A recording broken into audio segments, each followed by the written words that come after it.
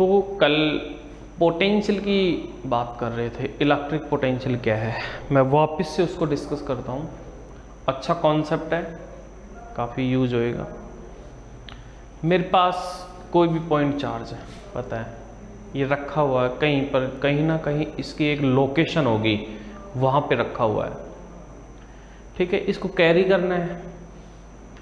Carry कहाँ पे करना है? देखो, चार्ज की इम्पोर्टेंस तब है जब कैरी करोगे ना, आसपास इलेक्ट्रिक फील्ड हो वहीं ले जाओगे। कहीं इलेक्ट्रिक फील्ड ही नहीं है तो फिर चार्ज कैरी अपने आप ही हो जाएगा। इसको इसी टाइप से समझते हो जैसे किसी मास पार्टिकल को आप राइज करते हो, ऊपर उठाते हो, होल्ड करते हो, ठीक है ना। तो इसको कैरी करते हो ना, तो वहाँ क्या होना चाहिए? ग्रेविटेशनल फील्ड होना चाहिए। 11वीं क्लास में पढ़ा था, वहाँ क्या होना चाहिए? Gravitational field. अब फ्री स्पेस के अंदर मास पार्टिकल को कैरी करोगे आप, पता है आपको फोर्स ही नहीं लगाना पड़ेगा, कोई एफर्ट ही नहीं करना पड़ेगा। क्यों नहीं करना पड़ेगा?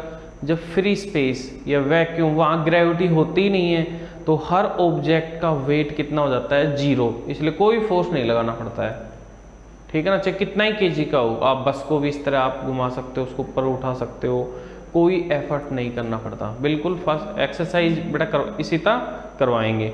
अब सोच रहे हैं कि कुछ 2 अगस्त को आपकी स्कूल रीओपन हो जाएगी प्रॉपर, तो सबसे पहले आते ही 2-4 दिन तक है ना, उसमें न्यूमेरिकल से जितने ऑफलाइन में होता है ना, उतना थोड़ा ऑनलाइन नहीं। क्यों? फिर एक क्वेश्चन करवाते हैं, बाकी बच्चे थोड़े इधर उधर रहते हैं, तो ऑफलाइन में करवाएंगे। जस्ट आते ही पढ़ाएंगे नहीं, 5-10 दिन तक न्यूमेरिकल जो भी एक्सरसाइज है पहले के उनको करवाएंगे। अभी कम से कम एटलीस्ट 1 वीक में थ्योरी और हो जाती है इस चैप्टर की, फिर न्यूमेरिकल करवा देंगे। मैंने पैटर्न है वो करवा दी है, ठीक है, कोई इश्यू नहीं है।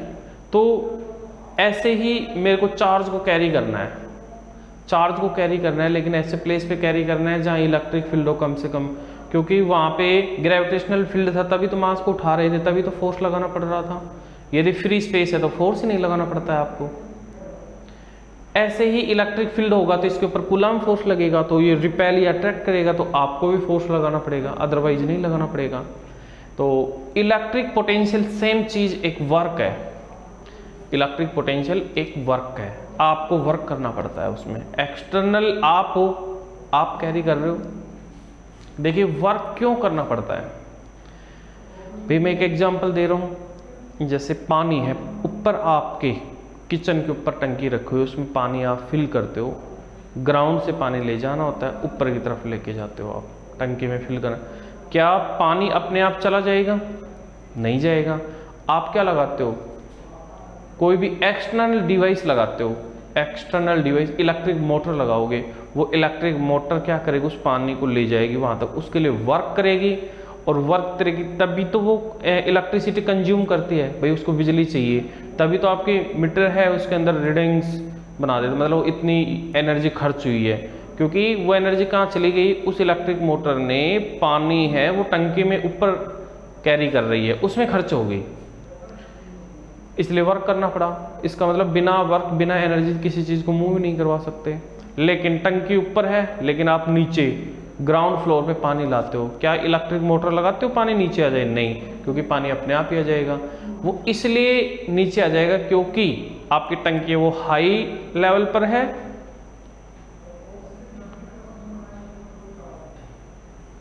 रुको चैप्टर 1 के न्यूमेरिकल बेटा रुको करवाएंगे, या तो फिर आज इन्फॉर्मेशन देंगे ताकि कल सब बुक रखेंगे।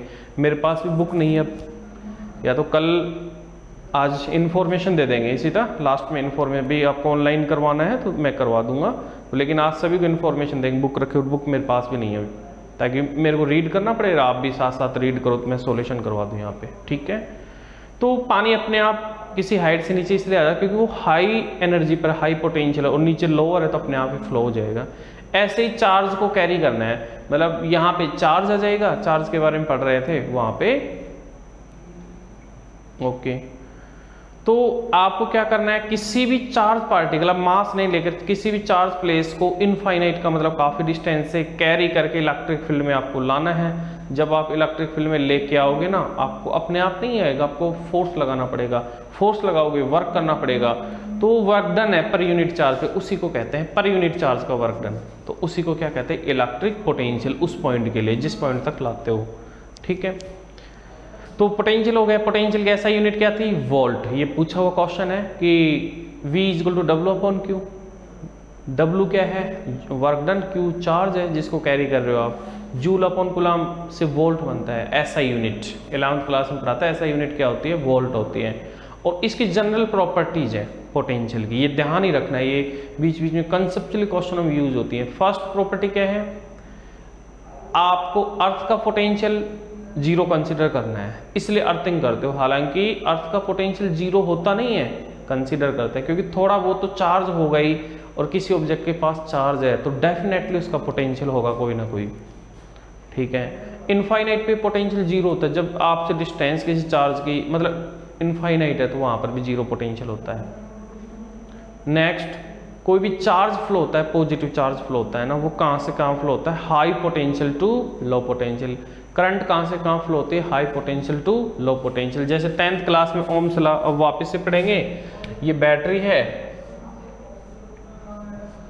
ये रेजिस्टेंस है, इसके अंदर ये करंट फ्लो हो रही है आई कहां से, ये जो टर्मिनल है बैटरी, आपके घर पर भी देखना जो बैटरी लगी हुई है ना, इन्वर्टर लगा हुआ है, उसके अंदर प्लस लिखा हुआ है, ये प्लस ये माइनस। इसका मीन होता है, प्लस वाले का मीन्स ये होता है हाई पोटेंशियल और माइनस का मीन्स होता है लो पोटेंशियल। माइनस का मीन क्या होता है, लो पोटेंशियल। माइनस वाला जीरो पोटेंशियल।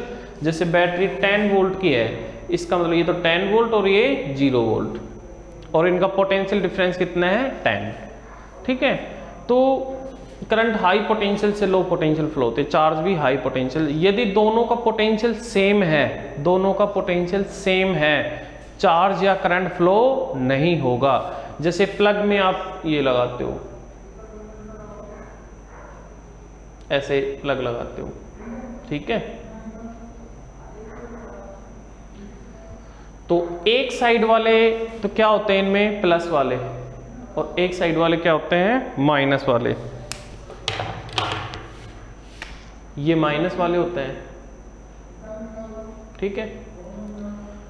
इसका मतलब इधर हाई पोटेंशियल होता है, इधर लो पोटेंशियल। दोनों वायर है ना, एक वायर इधर लगा रहे हो तो दूसरा वायर किधर लगेगा, इधर। यदि दोनों वायर इधर ही लगा दो आप तो करंट फ्लो नहीं होगी। क्यों कि इसका मतलब ये नहीं पोटेंशियल नहीं है, बिल्कुल पोटेंशियल है, लेकिन दोनों का पोटेंशियल क्या है, सेम।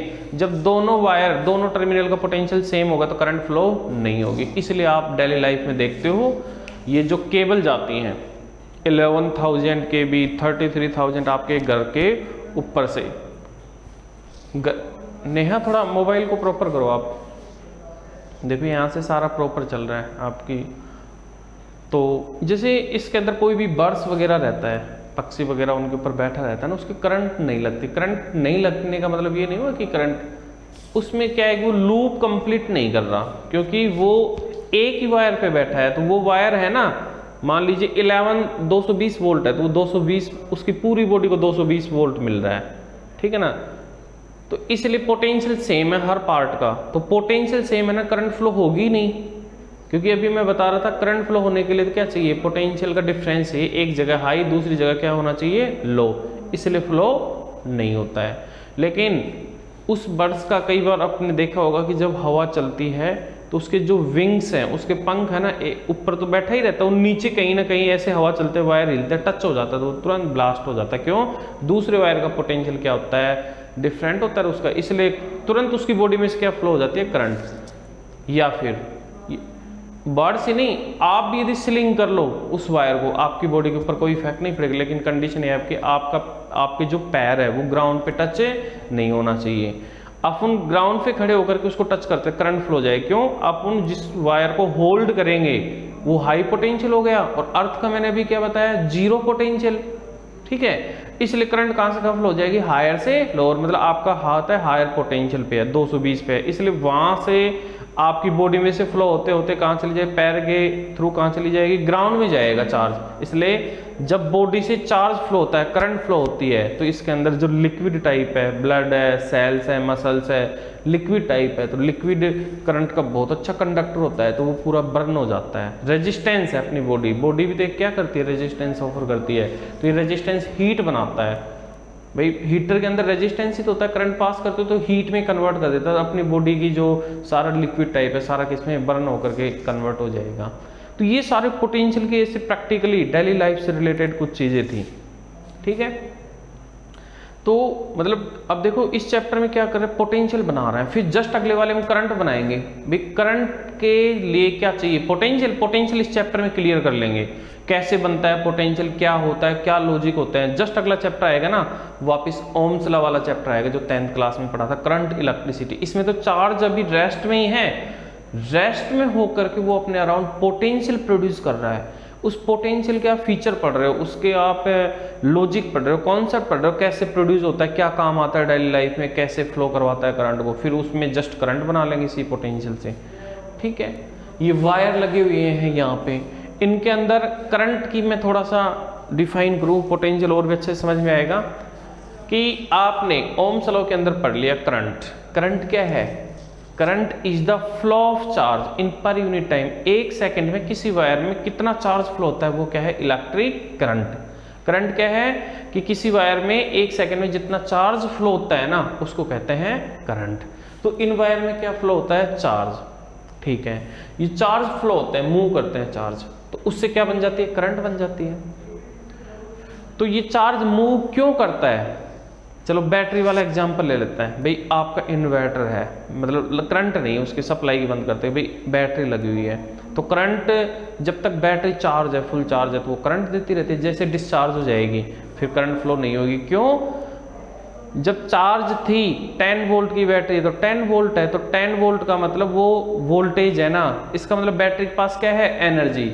तो वो वोल्टेज एक टाइप की एनर्जी है, वो क्या करता है, उस चार्ज को मूव करवाने के लिए वर्क करता है उसके ऊपर। बैटरी एक्सटर्नल डिवाइस का काम करते हैं, उस चार्ज को उस वायर में क्या करवाएगी, मूव करवाएगी, करंट बन जाएगी मूव करते ही। तो वो पोटेंशियल के कारण ही तो होता है। यदि बैटरी डिस्चार्ज हो जाएगी तो इसका मतलब उसका पोटेंशियल क्या हो जाएगा, कम होता क्या हो जाएगा, जब चार्ज ही नहीं है तो जीरो हो जाएगा। इसका मतलब क्या हुआ, अब बैटरी के पास एनर्जी नहीं है, सक्षम नहीं है, एबल नहीं है कि उस चार्ज को उस वायर के अंदर क्या करवा दे, मूव करवा दे। अब जब चार्ज मूव नहीं करेगा तो करंट नहीं बनेगी। करंट बनाने के लिए चार्ज को मूव करवाना चाहिए, मूव करवाने का काम कौन करता है, बैटरी। बैटरी में क्या होती है, एनर्जी, इसका मतलब पोटेंशियल। मतलब एनर्जी और पोटेंशियल में ज्यादा डिफरेंस नहीं है, पर यूनिट चार्ज की, मतलब जिसकी जिम्मेदारी होती है कि इस चार्ज को मूव करवाओ वायर में, तो वो जिम्मेदारी होती है बैटरी की। बैटरी के पोटेंशियल की जिम्मेदारी होती है। कोई बैटरी 10 वोल्ट की, कोई बैटरी 20 वोल्ट की। 20 वोल्ट वाली बैटरी का मतलब ये हो, वो बैटरी ज्यादा एबल है। मतलब देखो क्या फॉर्मूला था पोटेंशियल का, V = W/Q। इसका आंसर 20 आ रहा है, ठीक है, 20 आ रहा है। इसका मतलब 20 कैसे आएगा, इसका आंसर W की वैल्यू 20 और Q की वैल्यू 1 कूलम, और ये जूल/कूलम ही तो है। इसका मतलब जो बैटरी 20 वोल्ट की है ना, वो 1 कूलम चार्ज को फ्लो करवाएगी ना, फ्लो करवाएगी, तो कितना वर्क डन करना पड़ेगा उसको, 20 जूल वर्क करेगी। 10 वोल्ट की है तो 1 कूलम चार्ज को फ्लो करने के लिए 10 जूल करना पड़ेगा उसको, तो 20 जूल वाली ज्यादा एबल है, ज्यादा एफर्ट वाली बैटरी है, ठीक है। तो ये डिस्कस, तो इसका मतलब पोटेंशियल समझा दी आपको। पोटेंशियल की तो पोटेंशियल के कारण ही तो करंट फ्लो होती है, पोटेंशियल की जिम्मेदारी होती है चार्ज को मूव करवाना। तो दोनों वायर का पोटेंशियली सेम हो जाए, इधर का भी 10 वोल्ट है, इधर का भी, तो इधर से ये क्या करेगा, इधर मूव करवाने की कोशिश करेगा इधर से ये, लेकिन दोनों का रिजल्टेंट वैल्यू क्या हो जाएगी, 0, क्योंकि दोनों सेम एफर्ट लगाएंगे। सेम एफर्ट लगाएंगे तो क्या हो जाएगी, डायरेक्शन, मतलब कोई चार्ज फ्लो नहीं होगा, करंट कितनी होगी, 0, ठीक है। प्रॉपर्टीज डिस्कस कर लेते। अब इस चार्ज के कारण, जैसे इलेक्ट्रिक फील्ड का फॉर्मूला था K/R², ऐसे देखते हैं पोटेंशियल का क्या फॉर्मूला है।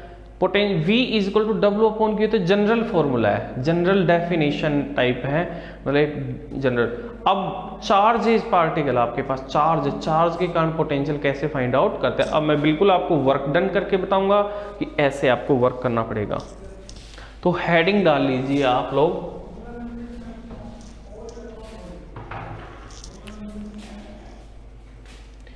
Electric potential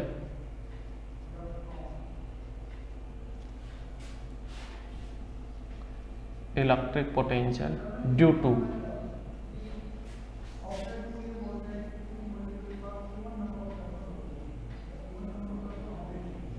two point charge, electric potential due two point charge.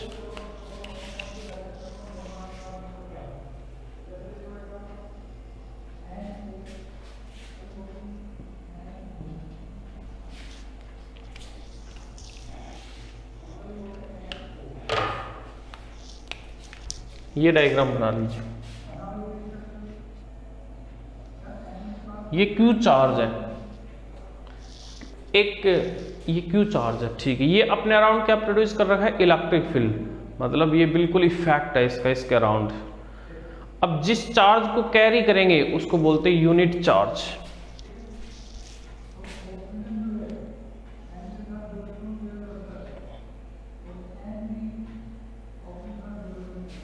ये P पॉइंट है, P पॉइंट पे फाइंड करना है पोटेंशियल। ये Q नोट चार्ज है, नोट इसलिए लगाया कि इसको कैरी करना है, ये तो रखा हुआ चार्ज है, इलेक्ट्रिक फील्ड प्रोड्यूस करने वाला चार्ज है और इसको कैरी कर रहे हैं। ये कहाँ पे रखा हुआ है, इनफाइनाइट। कहाँ पे रखा हुआ है, इनफाइनाइट। इसको कैरी करना है इधर, इसको कैरी करना है, इधर कैरी करना है, ठीक है। तो इसको कैरी करना है तो ऑब्वियसली ये चार्ज पार्टिकल इधर आ रहा है, तो इधर आ रहा है तो डिस्प्लेसमेंट की डायरेक्शन भी यही होगी।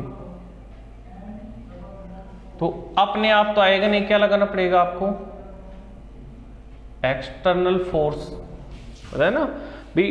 पानी आपको ऊपर लेके जाना है या तो बाल्टी में पानी भर के आप लेके जाओ उसको, आपको क्या करना पड़ेगा, आपको क्या करना पड़ेगा, वर्क करना पड़ेगा। या तो आप वर्क करो या फिर इलेक्ट्रिक मोटर से वर्क करवाओ आप लोग, इलेक्ट्रिक मोटर अपने आप पानी ले जाएगी ऊपर, ठीक है।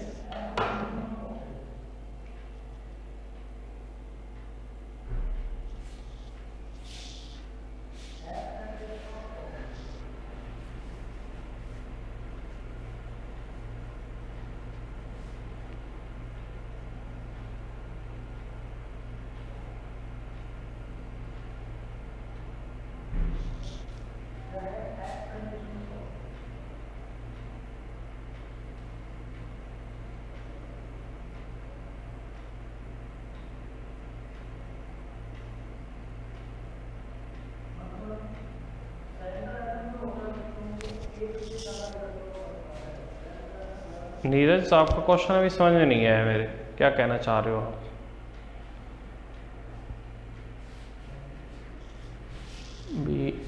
We turn off the board then the light goes of.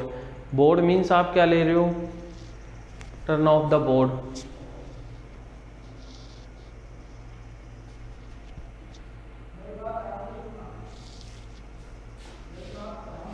समझ नहीं पा रहे आपके क्वेश्चन को,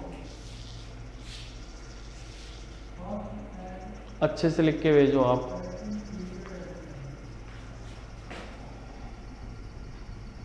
ठीक है, देखिए ये प्लस का चार्ज है, ये भी प्लस का चार्ज है, तो इसके ऊपर तो फोर्स इलेक्ट्रिक फील्ड वाला फोर्स इधर लगा, फील्ड वाला फोर्स प्लस प्लस क्या करेगा, रिपेल, ठीक है। फिर भी आपको इधर लेके आना है, इसका मतलब इस फोर्स के इक्वल फोर्स लगाना है, उसकी डायरेक्शन किधर, इधर होनी चाहिए, इसके इक्वल ही होना चाहिए। बस इसके राइट में है तो इसकी डायरेक्शन क्या होगी, लेफ्ट। ऐसे ही बस सेम समझ लीजिए, mg वाला एग्जांपल समझाता हूं मैं। ये रखा हुआ, इसका मास 5 kg है, तो नीचे की तरफ लगेगा 50 न्यूटन, लेकिन ऊपर कैरी करोगे ना, आपको कितना फोर्स लगाना पड़ता है, 50। ये क्वेश्चन भी करते थे आप न्यूमेरिकल में, देखो मैं इसको ये लिखना नहीं है, मैं समझा रहा हूं। इधर ये ग्राउंड है, ये एक ऑब्जेक्ट था m मास है, ठीक है ना। इसका mg तो किस तरफ लग रहा है, नीचे की तरफ। आप लेके जा रहे हो ऊपर, ऊपर लेके जाओगे तो आपको क्या करना पड़ेगा, एक्सटर्नल फोर्स लगाना पड़ेगा। इतनी h हाइट तक लेके गए तो फोर्स की डायरेक्शन और डिस्प्लेसमेंट की डायरेक्शन सेम है, तो वर्क डन क्या आएगा, पॉजिटिव। तो वर्क डन का फॉर्मूला क्या होता है, फोर्स इनटू डिस्प्लेसमेंट। आपने फोर्स लगाया, एक्सटर्नल फोर्स, ठीक है, वो किसके इक्वल लगाओगे, mg के इक्वल ही तो लगाओगे, इसलिए क्या ले लिया आपने, mg, ठीक है।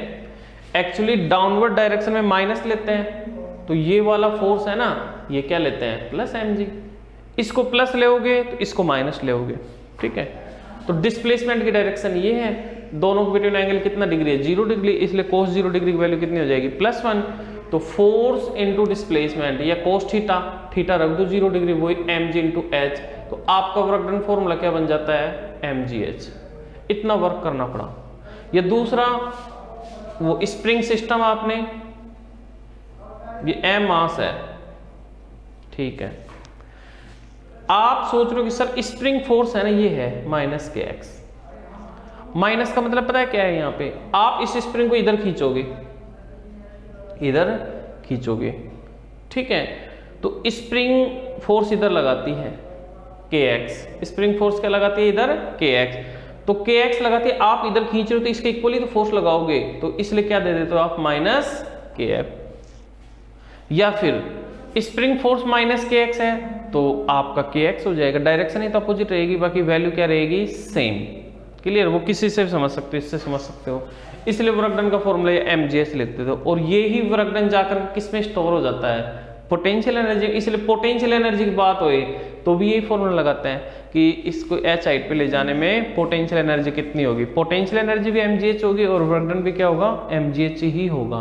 क्यों, वो वर्क डन करते हो ना, वही तो जाकर के पोटेंशियल में स्टोर हो जाता है।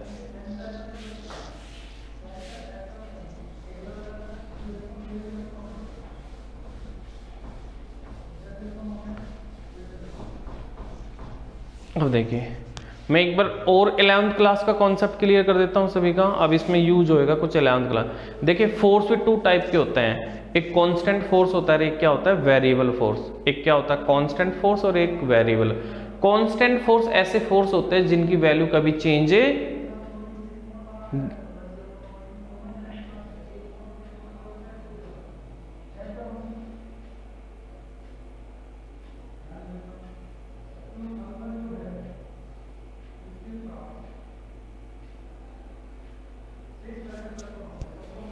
जब कांस्टेंट फोर्स का मतलब ये होता है कि फोर्स की वैल्यू सेम रहना, कभी चेंज नहीं होना पूरी सिचुएशन के अंदर। जब आप एक्सपेरिमेंट करो उस सिचुएशन में वैल्यू सेम है। और वेरिएबल का मतलब हर सिचुएशन में फोर्स की वैल्यू क्या हो जाना, चेंज होना, उसको कहते हैं वेरिएबल। तो वर्क डन कैसे कैलकुलेट करो, चलो नीरज इधर ध्यान दो एक बार। तो एक तो वर्क डन कांस्टेंट फोर्स का कैसे करते हैं, एफ डी कोस थीटा। लेकिन पता है ये फॉर्मूला कब एप्लीकेबल है, ये फॉर्मूला तब एप्लीकेबल है जब आपका फोर्स क्या होगा, कांस्टेंट फोर्स का work done F d cos theta से करते हैं। बट जब फोर्स वेरिएबल है तो वर्क डन किस फॉर्मूले से करेंगे, इससे करेंगे, एफ डी एक्स। या एफ 11th क्लास में पढ़ा था, मतलब इंटीग्रेशन मेथड से। जब फोर्स वेरिएबल टाइप का है चेक कर लेंगे, वेरिएबल है तो जस्ट अपन लगाएंगे इसके अंदर क्या लगाएंगे, integration method, F D x का इंटीग्रेशन कहां से कहां लेके आ रहे हो। जब कांस्टेंट है तो एफ डी कोस थीटा लगा दो, ऐसे ही पढ़ा था आपने 11th क्लास के अंदर। तो क्योंकि अब इसको इरेज कर देता हूं मैं। क्यू नोट इन्फिनिटी पे रखा हुआ था, फील्ड के कारण फोर्स इधर, लेकिन आपको इधर लेके आना है तो क्या लगाना पड़ेगा, एक्सटर्नल, ठीक है। और ये पी पॉइंट पे लेके जाना है आर डिस्टेंस, तो ये जो चार्ज आपका यहाँ पे आ गया क्यू नोट। अब देखिए वर्क डन देखते हैं। वर्क डन ही कैलकुलेट करना है, पोटेंशियल क्या है, वर्क डन ही तो है, वर्क डन कैलकुलेट कर लो, क्यू नोट से डिवाइड कर दो, आप आ जाएगा। तो amount of work done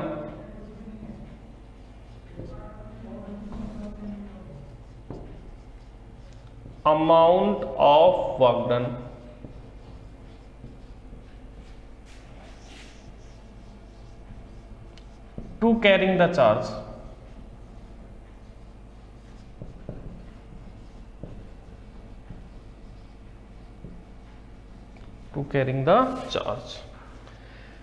W।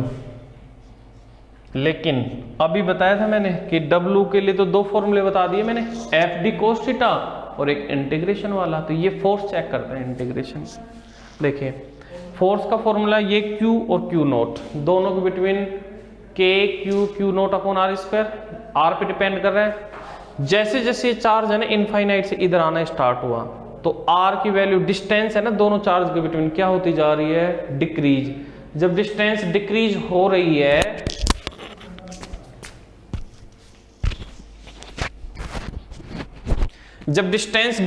है तो फोर्स के ऊपर क्या इफेक्ट पड़ेगा, आप लोगों को रिप्लाई करना है कि ये फोर्स वेरिएबल बन गया या कांस्टेंट है। मतलब आप देख रहे हो चार्ज को उधर लेके जा रहे हैं तो डिस्टेंस डिक्रीज होती जा रही है, तो डिक्रीज होती जा रही है मैंने बता दिया। तो आपको बताना है कि ये फोर्स वेरिएबल है या कांस्टेंट है। जल्दी रिप्लाई करो, जल्दी। बस वेरिएबल को v लिखना है, कांस्टेंट को c लिखना है, ये बताना है। डिस्टेंस देखो मैंने बता दिया डिक्रीज होती जा रही है, Q नोट को वेरिएबल। Good Neha, good. चलो सभी के समझ में आ गया। तो कौन सा मेथड लगाना चाहिए मेरे को, बिल्कुल सभी का सही है, वेरिएबल। क्योंकि डिस्टेंस क्या होती जा रही है, डिक्रीज, तो फोर्स की वैल्यू क्या होती जाएगी, इंक्रीज। अब समझ गए आप कि आपको कौन सा कॉन्सेप्ट लगाना चाहिए। ये वेरिएबल के लिए वर्क डन कौन से मेथड से करता है, इंटीग्रेशन मेथड से। कौन से मेथड से, इंटीग्रेशन मेथड से। गुड।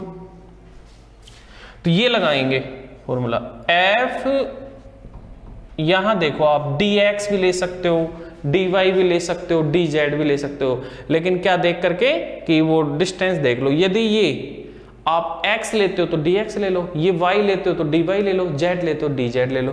r ले रखा है आपने तो इसका मतलब डिस्प्लेसमेंट पे किस कौन सा लेना चाहिए आपको, dr। क्या ले लो आप, dr। क्यों, r। dr जरूरी नहीं है, आप dx भी ले सकते हो, लेकिन फिर ये x में रखना पड़ेगा आपको। इंटीग्रेशन के अंदर जो डिस्टेंस लेते हो ना तो d के बाद में लो, वो भी उसी के अकॉर्डिंग होना चाहिए। ठीक है, ये आ गया, ये एक्सटर्नल फोर्स। अब देखिए भाई ये लोअर लिमिट लिखते हैं यहाँ पे और ऊपर कहाँ लिखते हैं, अपर लिमिट। ये तो फिक्स है भाई, कहाँ से कहाँ लेके आ रहे हो आप, कहाँ से लेके आ रहे हो, इनफाइनाइट पे। कहाँ से लेके आ रहे हो, इनफाइनाइट।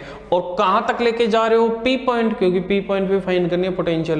मतलब इनफाइनाइट से, और ये स्मॉल r है ही, तो मेरे को लिमिट लिख के बताओगे कि लोअर लिमिट क्या बनेगी, अपर लिमिट क्या बनेगी। मतलब मैं ये आपको बता ही दिया कि आप इनफाइनाइट से r तक लेके आ रहे हो तो लोअर लिमिट क्या बनेगी। लोअर का मतलब कौन सी लिमिट, लोअर कहाँ लिखते हैं, यहाँ पे। अपर कहाँ पे, यहाँ पे। कहाँ से कहाँ लेके जा रहे हो तो लिख के बताना है जल्दी। कहाँ से, लोअर टू हायर, इन्फिनिटी पे रखा हुआ है, r डिस्टेंस पे लेके आ गए। जल्दी बताओ लिमिट। बिल्कुल, लोअर तो इन्फिनिटी होगी। गुड अनुज।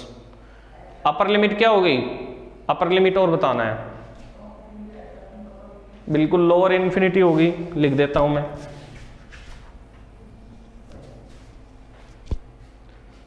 अपर लिमिट बेटा P नहीं, P तो पॉइंट है Manju, P is the point. P तो लोकेशन है कि यहां तक लेके आ रहे हो, लेकिन P से देखो ना, P से Q चार्ज के देखो, यहां इन्फिनिटी पे था चार्ज तो इन्फिनिटी ले लिया, P पॉइंट पे रख दिया, तो अब डिस्टेंस कितनी है Q चार्ज से, अपर लिमिट के R। गुड अनुज, गुड। R डिस्टेंस क्यों, P पॉइंट पे लेके आ रहे हो Q नोट को, तो P पॉइंट का डिस्टेंस कितनी बच गई, R। तो लो अपर लिमिट क्या बन जाएगी, R। ठीक है, चलो इसी तरह गुड R। तो ये हो गया, ठीक है। अब देखते हैं, इसको इक्वेशन दे दो फर्स्ट। अब एक्सटर्नल फोर्स फाइंड करो याद रखने के लिए। तो F एक्सटर्नल क्या आ जाएगा, external force minus K Q naught upon R square, ये आएगा। कि सर ये माइनस क्यों लगाया है, देखो भाई Q naught upon R square. देखो स्प्रिंग वाले में माइनस के एक्स आता है, सभी में ही माइनस के एक्स आता है। कैसे, डायरेक्शन को शो करने के लिए। Q naught upon R square, ये इलेक्ट्रिक फोर्स का फॉर्मूला होता है। किसका फॉर्मूला होता है, इलेक्ट्रिक फोर्स का, जिसकी डायरेक्शन राइट डायरेक्शन में है, क्योंकि ये भी प्लस है, ये भी प्लस है, प्लस प्लस क्या करता है, रिपेल, राइट में डायरेक्शन होगी। लेकिन एक्सटर्नल आपको लेफ्ट में ले जाना है, तो यदि ये प्लस लेते हो, इसको तो लिखते हो आपके, इसकी वैल्यू क्या होती है, Q naught upon R square, ये है।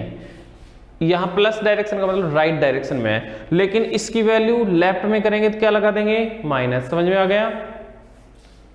ये यस लिख के बताएंगे माइनस मैंने क्यों लिया, माइनस समझ में आ गया क्या? यहाँ पे ये वाला माइनस लिख के बताएंगे, समझ में आ गया क्या? यस लिखेंगे सारे लोग।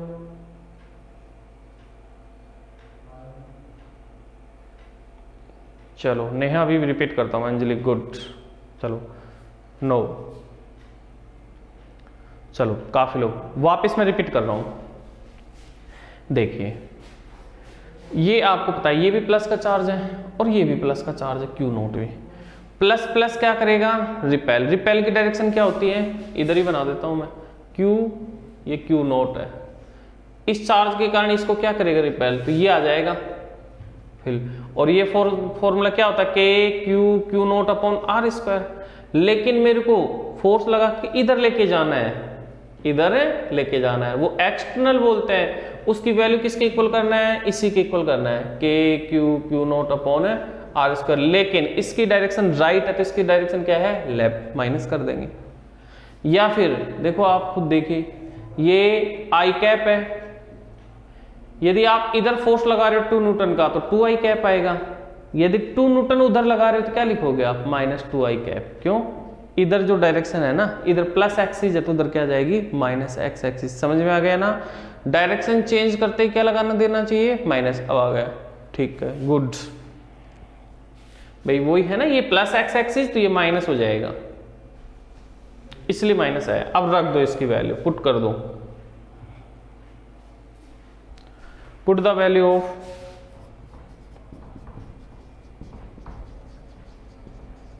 f external in equation first,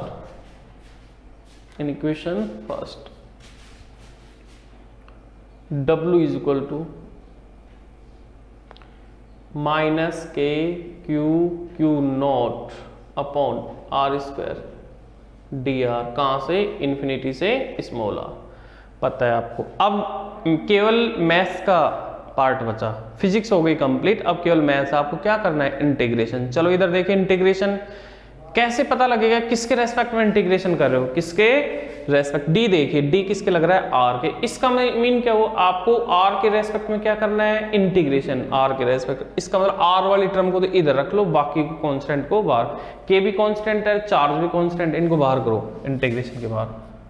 minus के Q naught 1 upon are square into D R, infinity से स्मॉल आर। ठीक है, अब इंटीग्रेशन कर सकते हो, इंटीग्रेशन पावर वाला आता है। थोड़ा इसको ट्रांसफर करो, इसी तरह आप ही चेक करो मोबाइल को, बाकी सही है। इसको ऊपर ट्रांसफर करो, ऊपर लेके आ जाओ, पावर कितनी हो जाएगी, -2 इंटू डी आर। साइड में लिख देता हूं मैं इंटीग्रेशन का। इंटीग्रेशन का फॉर्मूला क्या है, x की पावर n का dx। कैसे करते हैं, जो भी पावर उसमें 1 ऐड कर देते हैं और नीचे ऐसे कैसे उसको क्या कर देते हैं, ट्रांसफर कर देते हैं।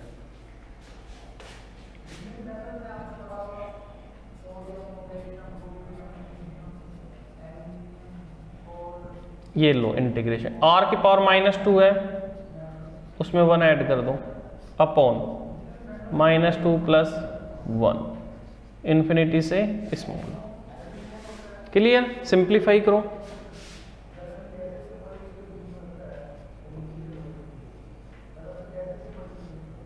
r की पावर -1 अपॉन माइनस से माइनस क्या हो जाएगा, प्लस।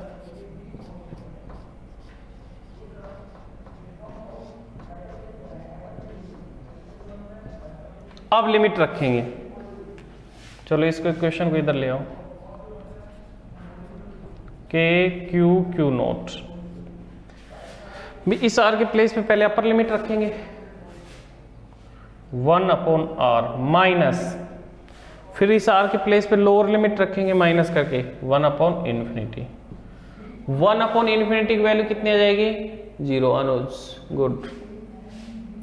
तो W is equal to K Q naught 1/r minus 0। चलो 0 को हटा दीजिए, ये जो Q नॉट है इसको इधर ट्रांसफर कर लो, W/Q नॉट क्या बच गया KQ/R, ये तो 0 हो ही गया अपॉन R। W/Q किसका फॉर्मूला है? V का, तो आपका ये फॉर्मूला आ रहा है KQ/R। V का फॉर्मूला क्या है? पॉइंट चार्ज के कारण, Q चार्ज के कारण, देखिए पोटेंशियल है ना, पोटेंशियल P पॉइंट पे सोर्स चार्ज ये प्रोड्यूस कर रहा है, Q नॉट को आप कैरी कर रहे हो, इसका मतलब क्या फॉर्मूला बन गया KQ/R। भाई Q नोट को कैरी कर रहे हो तो Q नोट के कारण थोड़ी ना वर्क डन हो रहा है, तो कौन कर रहा है? वो जो सोर्स है, बैटरी खुद करती है।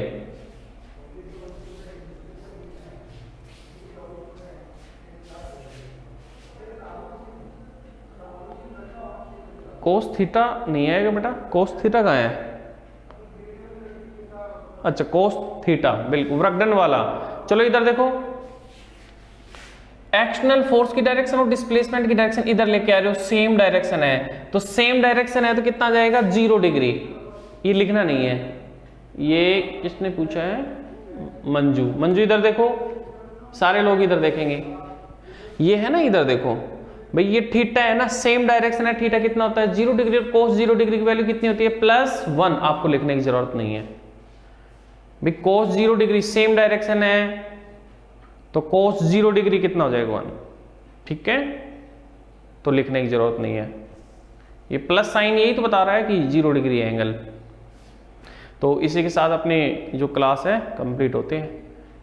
तो आप ये फिक्स कर लो, एनसीईआरटी ऑफलाइन में सोल्व करनी है या फिर ऑनलाइन में। यदि आपको मंडे को एक तो ये इंफॉर्मेशन टेस्ट आपका फिजिक्स में कौन से टेस्ट है? इलेक्ट्रोस्टैटिक्स प्लस पूरा ये पोटेंशियल नहीं आएगा, फ्लक्स तक आएगा सिलेबस। फ्लक्स के न्यूमेरिकल है, इलेक्ट्रोस्टैटिक्स के एमसीक्यू क्वेश्चन है, 10 क्वेश्चन है, बहुत अच्छे क्वेश्चन है, लॉजिकल क्वेश्चन है, नीट वगैरह के क्वेश्चन है सारे। तो थैंक यू।